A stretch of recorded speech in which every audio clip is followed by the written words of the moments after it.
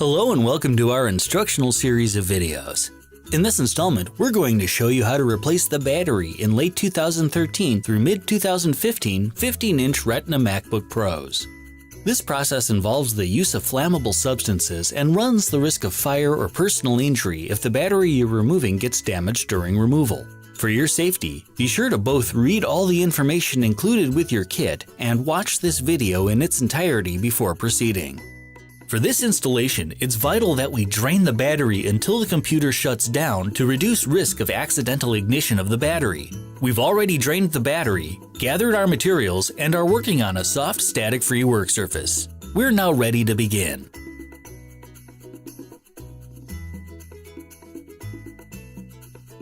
The first thing to do is place the cloth that came with your kit over the keyboard of your MacBook Pro and close the lid to help protect your screen in case of any spillage of the adhesive remover. We can now remove the bottom cover. Start with the two pentalobe screws in the center of the hinge edge as they're smaller than the others.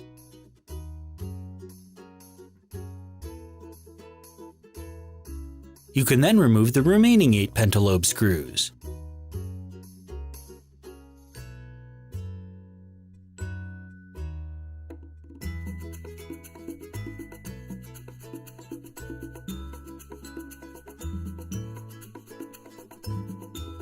You should now be able to lift the bottom cover off and set it aside. Disconnect the battery by lifting up on its large central connector.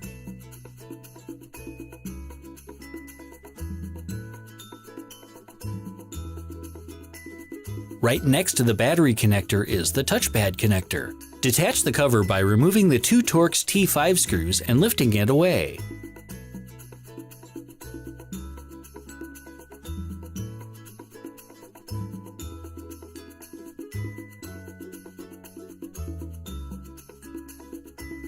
Then, you can lift up on the connector itself to disconnect it.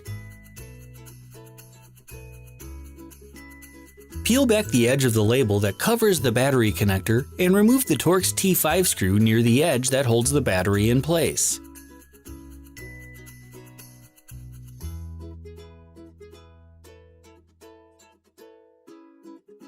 Then, do the same on the other side.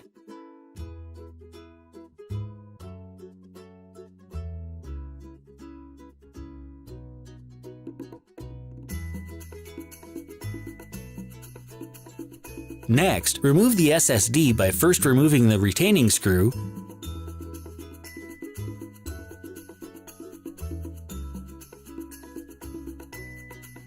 then sliding the drive out of its socket. Then, remove the I/O board cable covers by first removing the Torx T5 screws that hold them in place,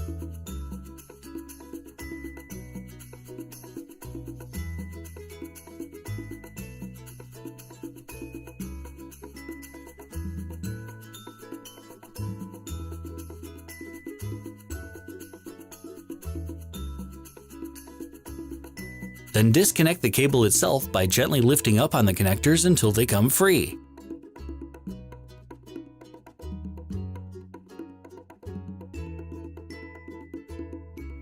Lift the rubber cover off of the fan and fold it up out of the way. Next, detach the antenna cables from the wireless card by unsnapping them from their connectors.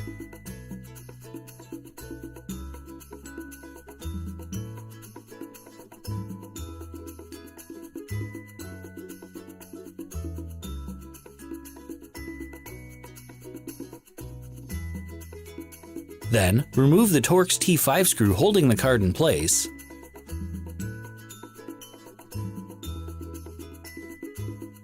then slide the card itself out of its socket.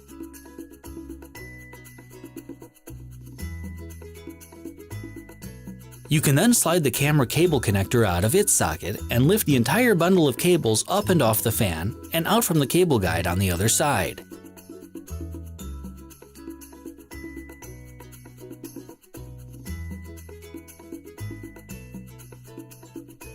We can now remove the fan itself by first removing these 3 Torx T5 screws. Each screw is different, so keep track of which one goes where.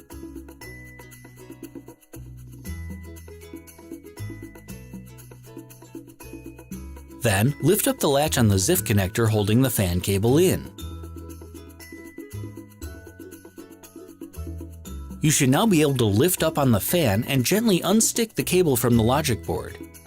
The connector should slide right out of its socket. To detach the lower I/O board cable, first lift up on the locking handle on the connector, then slide it out of its socket.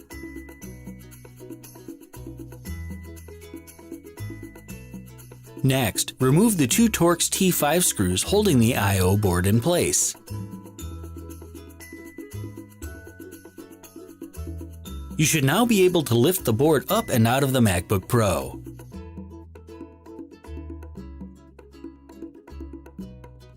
Next, lift the keyboard backlight cable connector from its socket. Then, do the same with the right speaker cable.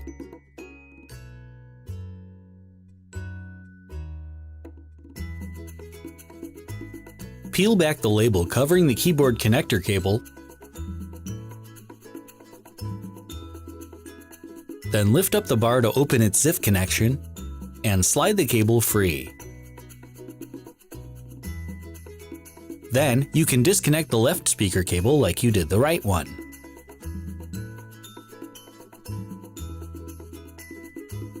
Lift the rubber cover off of the fan and fold it up out of the way. Then, remove the 3 screws holding the fan in place. Again, each screw is different, so be sure to keep track of which goes where.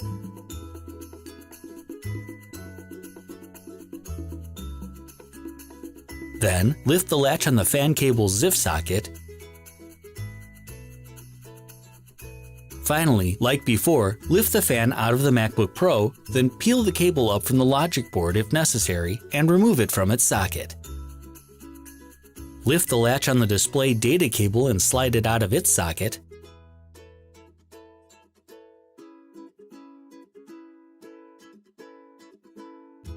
Finally, lift the bar of the microphone's ZIF socket and slide the cable free. We can now remove the Torx T5 screws that hold the logic board in place. Start with this one near where the SSD used to be. Then, this one near the memory.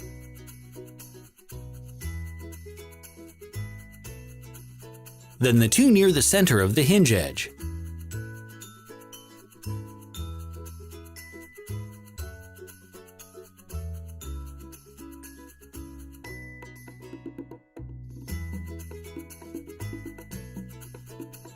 Then a silver screw near the right heatsink.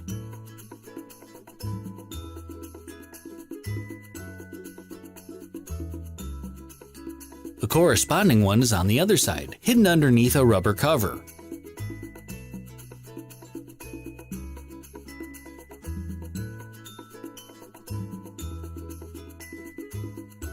Finally, remove the two holding the magsafe connector in place.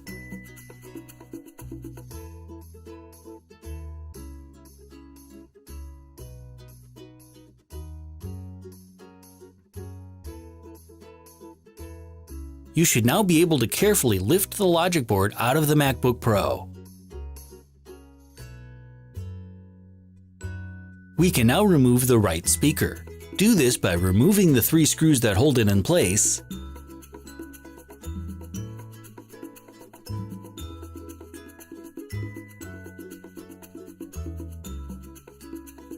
then lifting it up and out of the MacBook Pro. Do the same for the left speaker.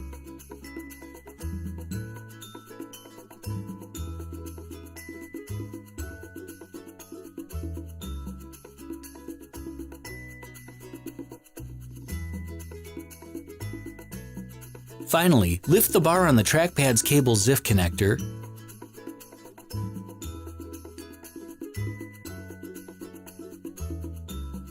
then peel back the label covering the cable near the battery connector, and gently detach the cable from the battery itself. You should then be able to slide the cable from the ZIF connector we opened earlier. At this point, we're going to be working with adhesive remover, so be sure you're working in a well-ventilated area and use the protective glasses and gloves included in your kit.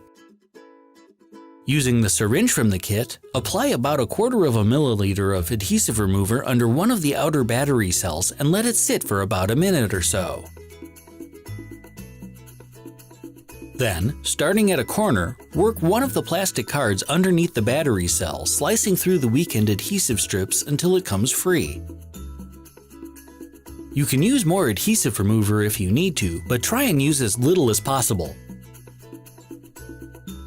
Once the first cell is free, move it out of the way and repeat the process on the second cell. Again, try to use as little adhesive remover as possible.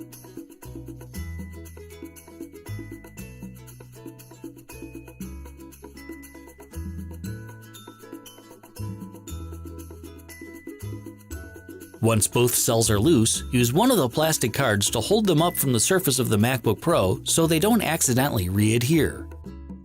You can now repeat the process with the two outer cells on the other side.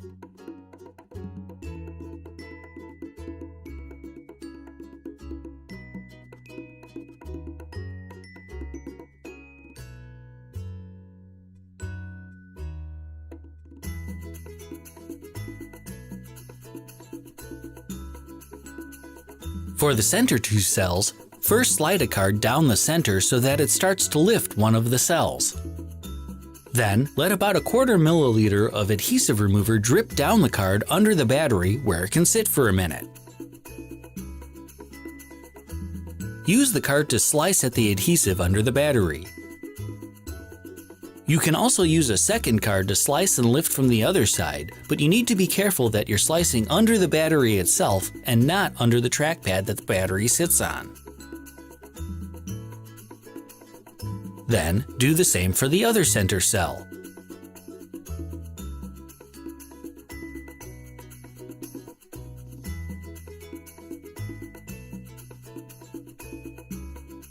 Once all the cells have been detached, you should be able to lift the whole battery unit up and out of the MacBook Pro.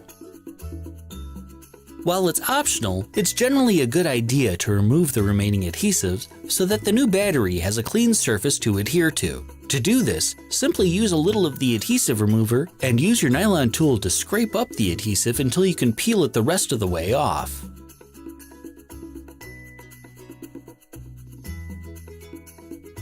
Once you're done, wipe up any extra adhesive remover and let the MacBook sit for about half an hour to ensure everything has evaporated and dried.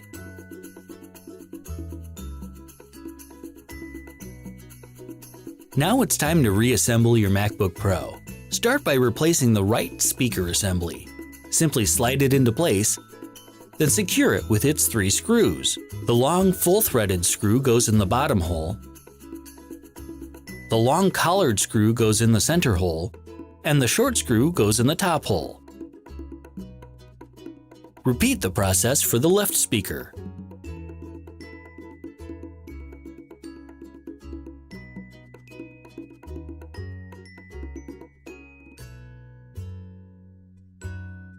Taking care that no cables are trapped underneath, set the logic board back into place, making sure it sits flat within the MacBook Pro.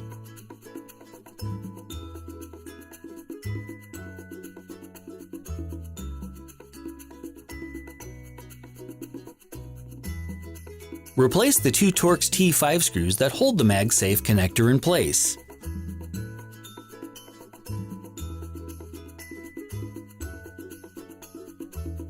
Then, replace the longer silver screw near the heatsink and set its rubber cap back on top.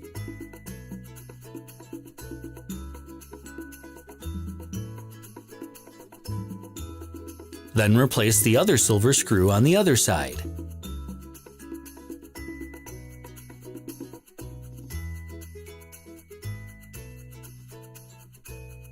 The next 2 longest screws are the same length and go in the 2 holes along the hinge edge.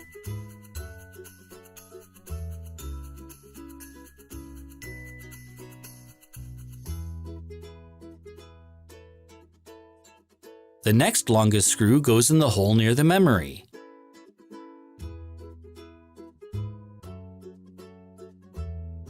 And finally, the smallest logic board screw goes in the hole under the SSD bay.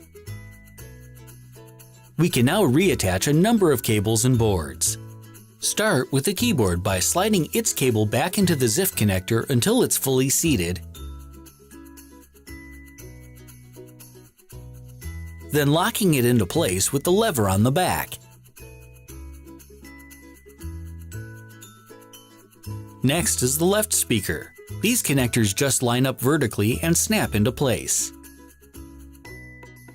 The microphone connector slides into its ZIF socket, which then locks to keep it secured. Then, slide the display data cable into its socket and latch it into place.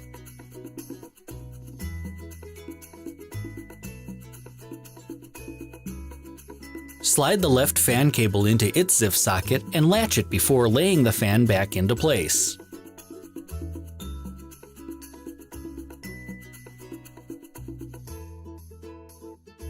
The fan is held by 3 different size Torx T5 screws. The centermost one is the short one with the wide head. The screw directly across from it has a collar on it, and the bottommost one is full-threaded. Next, let's reconnect the right speaker cable like we did the left. Then, straight up towards the hinge, snap the keyboard backlight cable into place. You can now set the I/O board into place, making sure that it lays flat without anything trapped underneath.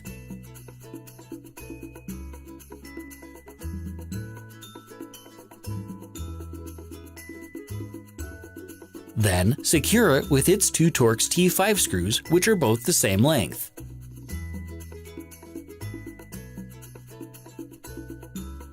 Attach the lower I/O cable by sliding it into its socket and using the handle to latch it into place.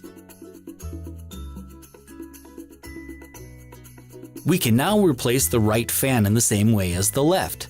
Slide the fan cable into its ZIF socket and latch it down.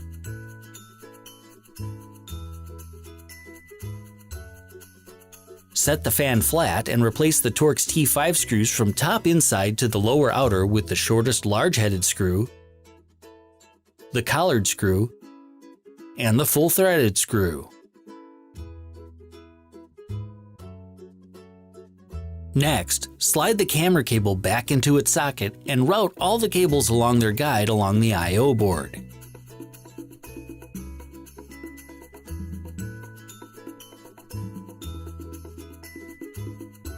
Next, align the wireless card with its socket, slide it into place, and secure it with a single screw.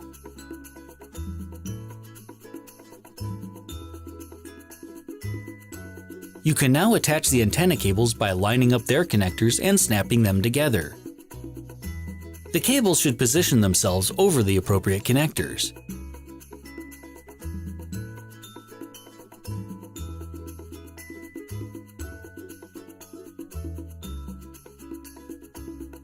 Then, align the SSD card with its socket, slide it into place,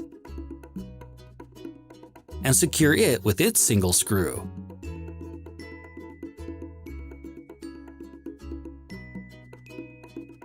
Attach the I/O ribbon cable to its connectors on the logic board and I/O board.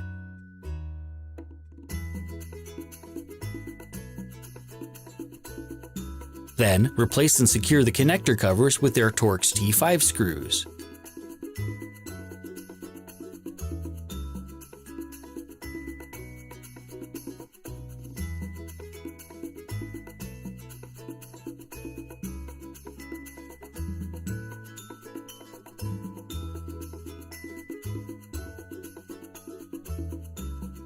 Finally, flip down the 2 rubber covers back into place over the fans, and we're ready to install the battery itself. First, peel off the paper covering the adhesive on the back of the new battery. Then, set the battery into place. Push on the battery board and insert one of the retaining screws part way to help align it. Then, do the same on the other side, only tightening the screw completely this time.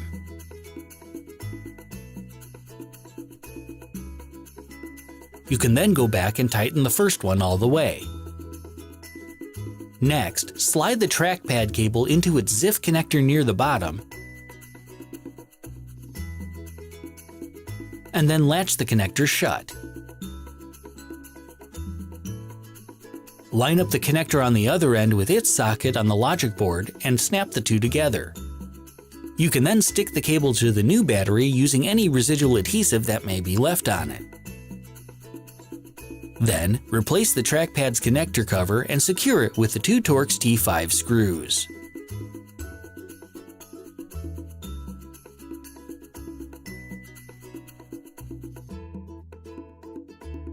Finally, line up the battery connector with its socket and press it into place. We can now replace the bottom cover and screws. Start with the two center screws along the hinge edge as they're shorter than the others. Then, replace the remaining 8 screws.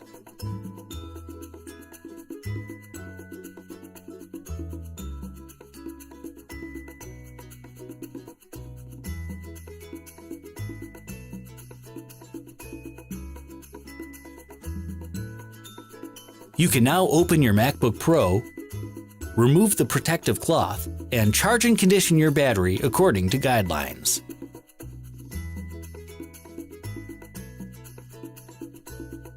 First, shut your computer all the way down. Then, attach the power adapter. The light on the adapter should turn amber to show that the battery is charging. Once the battery is 100% charged, the light should turn green.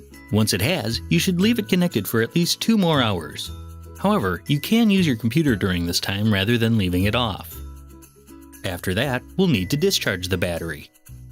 First, in the Energy Saver Preference pane, make sure all the sliders are set to the right and any power saving measures, like sleeping the hard drive, are turned off. Do this for both the power adapter and the battery settings. Once you've done that, disconnect the power cable and let the battery discharge completely until the computer shuts down. You can still use it at this time, but don't do anything particularly heavy. Steady and even usage will result in better power system calibration. Once the battery is discharged, your computer will automatically shut down. Leave it shut down for at least 5 hours to ensure the battery is completely drained. Finally, reattach the power cable and let the battery charge back up to 100%. This time, you can use the computer while it's charging. Once the battery is charged back up, the power management system is properly calibrated. You can now set your energy saver settings back to what they were before and use your computer normally.